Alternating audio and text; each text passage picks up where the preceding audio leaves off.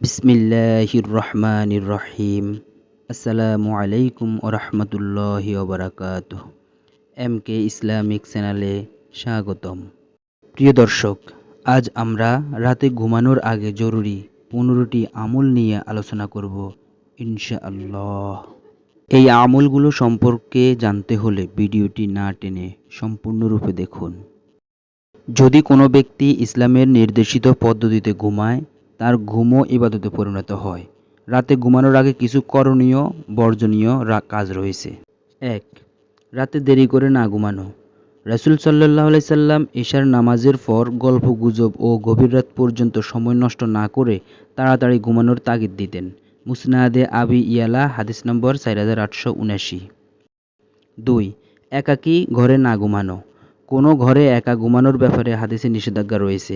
ইবনে উমর রাদিয়াল্লাহু তাআলা থেকে বর্ণিত, রাসূল সাল্লাল্লাহু আলাইহি সাল্লাম কোনো ঘরে একাকী রাত যাপন ও একাকী সফর করতে নিষেধ করেছেন। মুসনাদে আহমদ হাদিস নম্বর 5650। ৩. খোলা আকাশের নিচে না ঘুমানো। অনুরূপ ছাদেও ঘুমানোর যাবে না। নবী করিম সাল্লাল্লাহু আলাইহি সাল্লাম ইরশাদ করেন, যে ব্যক্তি বেষ্টনীবিহীন ছাদে রাতে ঘুমালো, কোনো দুর্ঘটনা ঘটলে তার সম্পর্কে আল্লাহর কোনো জিম্মাদারি নেই। আবু দাউদ হাদিস নম্বর 5041। রাতে নিরাপদে ঘুমানোর জন্য রাসূল সাল্লাল্লাহু আলাইহি সাল্লাম কিছু নির্দেশনা দিয়েছেন, যেগুলোর উপর আমল করলে একদিকে বিপদ আপদ থেকে মুক্তি পাওয়া যাবে, অন্যদিকে প্রিয় নবীর সুন্নত আদায়ের সওয়াবও পাওয়া যাবে। জাবের রাদিয়াল্লাহু তাআলা থেকে বর্ণিত, আল্লাহ রাসূল সাল্লাল্লাহু আলাইহি সাল্লাম বলেন, তোমরা রাতে পানাহারের পাত্রগুলো ডেকে রাখো, ঘরের দরজাগুলো বন্ধ রাখো, আর সাঁঝের বেলা তোমাদের বাচ্চাদেরকে ঘরে আটকে রাখো, কারণ এই সময় জিনেরা ছড়িয়ে পড়ে এবং কোনো কিছুতে দ্রুত পাকড়াও করে। নিদ্রাকালে বাতিগুলো নিভিয়ে দেবে, কেননা অনেক সময় ছোট ক্ষতিকারক ইঁদুর প্রজ্বলিত সল্টযুক্ত বাতি টেনে নিয়ে যায় এবং গৃহবাসীকে জ্বালিয়ে পুড়িয়ে দেয়। সহিহ বুখারী হাদিস নম্বর 3316। ৪. খাবারের পাত্র ডেকে রাখা। রাতের বেলা ঘুমানোর আগে খাবারের পাত্র না ঢাকলে তাতে ইঁদুর, তেলাপোকা বা অন্য কোনো পোকা এসে হানা দিতে পারে, ফলে তা থেকে ছড়াতে পারে মারাত্মক রোগ। ৫. ঘরের দরজা বন্ধ রাখা। রাতে ঘুমানোর আগে ঘরের দরজা ভালোভাবে বন্ধ করে রাখা আবশ্যক, কারণ রাতে দরজা খোলা রেখে ঘুমালে চোর ডাকাতের কবলে পড়তে হতে পারে। ৬. নিদ্রাকালে বাতি নিভিয়ে দেওয়া। রাতে ঘুমানোর আগে ঘরের চেরাগ, মোমবাতি, কয়েল ইত্যাদি নিভিয়ে দিতে হবে, কারণ এগুলো থেকে অনেক সময় অগ্নিকাণ্ডের ঘটনা ঘটে। তাছাড়া ঘুমের উপযুক্ত পরিবেশ তৈরি করতে ঘরকে অন্ধকার করে নেওয়া জরুরি, কারণ অন্ধকার শরীরে থেকে ঘুমের সময় মেলাটোনিন হরমোনের ক্ষরণ বৃদ্ধি করে, যা শান্তির ঘুমের সহায়ক। মেলাটোনিন মাথায় পিনিয়াল গ্ল্যান্ডে থেকে নিঃসৃত হওয়া এক বিশেষ ধরনের হরমোন, যা বুদ্ধি বাড়ায়, মাথার কাজ করার ক্ষমতাও বাড়াতে সাহায্য করে। তাছাড়া এই হরমোনটি ক্যান্সার ও আলঝেইমারস কমাতে সাহায্য করে, তাই ঘুমের সময়টা ঘর অন্ধকার রাখা খুবই দরকার। ৭. পবিত্রতা অর্জন। রাতে পরিষ্কার পরিচ্ছন্ন ও পবিত্র হয়ে শোয়া সুন্নত। রাসূল সাল্লাল্লাহু আলাইহি সাল্লাম বলেছেন, যদি কোনো মুসলমান রাতে আল্লাহকে স্মরণ করে অজু শেষে শয়ন করে এবং রাতে জাগ্রত হয়ে দুনিয়া ও আখিরাতের কোনো কল্যাণ আল্লাহর কাছে প্রার্থনা করে, আল্লাহ তাআলা তা দান করেন। আবু দাউদ হাদিস নম্বর 5042। ৮. বিছানা ঝেড়ে নেওয়া। নবী করিম সাল্লাল্লাহু আলাইহি সাল্লাম বলেন, যদি তোমাদের কেউ শয্যায় যায়, তখন সে যেন তার লুঙ্গির দ্বারা বিছানাটা ঝেড়ে নেয়, কারণ সে জানে না যে বিছানার উপর তার অনুপস্থিতিতে পীড়াদায়ক কোনো কিছু আছে কিনা।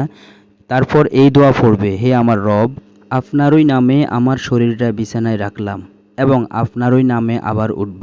বুখারী হাদিস 6320। ৯. চোখে সুরমা লাগানো।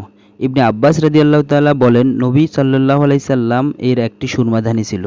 প্রতি রাতে ঘুমানোর আগে তিনি ডান চোখে 3 বার এবং বাঁ চোখে 3 বার সুরমা লাগাতেন। শামায়েলে তিরমিজি হাদিস নম্বর 41। বিশেষজ্ঞদের মতে সুরমা চোখের জন্য ছোঁয়াচে সব ধরনের রোগ জীবাণু ধ্বংস করে। চোখে প্রবেশকৃত ধুলা ও ক্ষতিকর পদার্থগুলো নিঃসরণে কার্যকর ভূমিকা পালন করে। দৃষ্টিশক্তি বৃদ্ধিতে প্রতিবন্ধক জীবাণু ধ্বংস করে। চোখে জ্বালা পোড়া নিরাময় করে। ১০. ডান কাতে শোয়া। এর মানে এই নয় যে সারা রাত আর বাঁ দিকে কাত হওয়া যাবে না, তবে ইসলামে সব ভালো কাজ যেহেতু ডানকে প্রাধান্য দিতে বলেছে, তাই আমাদের ঘুমের বেলায়ও ডান দিক থেকে শুরু করতে পারি। এই জন্য ডান কাত হয়ে ঘুমালে আমাদের হৃৎপিণ্ড, পাকস্থলী, ফুসফুস ইত্যাদির অবস্থান স্বাভাবিক থাকে, যা বাঁ কাত হয়ে ঘুমানোর চেয়ে বেশি উপকারী। 11. দোয়া পড়া। রাসূল সাল্লাল্লাহু আলাইহি সাল্লাম বলেন, যে ব্যক্তি শোয়ার পর আল্লাহর নাম নেয় না, তার জন্য আল্লাহর পক্ষ থেকে লাঞ্ছনা নেমে আসে। আবু দাউদ, হাদিস নম্বর 4856। হাদিস শরীফে ঘুমানোর আগে কয়েকটি দোয়া বর্ণিত হয়েছে। সব দোয়া পড়তে না পারলেও ছোট এই দোয়াটি পড়া যায়।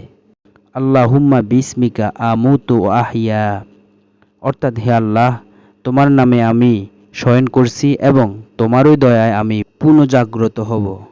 12. সূরা ইখলাস ও সূরা নাস পড়ে শরীরে ফু দেওয়া। আয়েশা রাদিয়াল্লাহু তাআলা বলেন, রাসূলুল্লাহ সাল্লাল্লাহু আলাইহি সাল্লাম প্রতি রাতে যখন বিছানায় যেতেন তখন দুই হাত একত্র করে তাতে সূরা ইখলাস, সূরা ফালাক, সূরা নাস পড়ে ফু দিতেন। অতঃপর মাথা ও চেহারা থেকে শুরু করে যত দূর সম্ভব দেহে 3 বার 2 হাত বোলাতেন। বুখারী হাদিস 5017। 13. আয়াতুল কুরসি পড়া।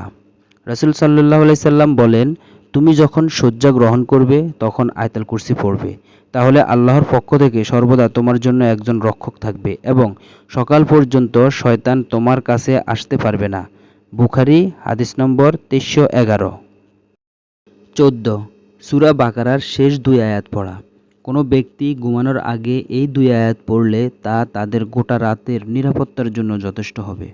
রাসূলুল্লাহ সাল্লাল্লাহু আলাইহি সাল্লাম ইরশাদ করেছেন, যদি কোনো ব্যক্তি সূরা বাকারার শেষ 2টি আয়াত পাঠ করে তবে এটিই তার জন্য যথেষ্ট। বুখারী হাদিস 5040। 15. সূরা মুলুক পড়া। রাসূল সাল্লাল্লাহু আলাইহি সাল্লাম বলেছেন, কোরআনের মধ্যে 30 আয়াত বিশিষ্ট একটি সূরা আছে, যেটি কারো পক্ষে সুপারিশ করলে তাকে মাফ করে দেওয়া হয়। সূরাটি হলো তাবারাকাল্লাযী বিয়াদিহিল মুলকু, অর্থাৎ সূরা মুলুক। তিরমিজি হাদিস 2891। রাসূল সাল্লাল্লাহু আলাইহি সাল্লাম এই সূরা না পড়ে কখনো ঘুমাতে যেতেন না। তিরমিজি হাদিস 2892।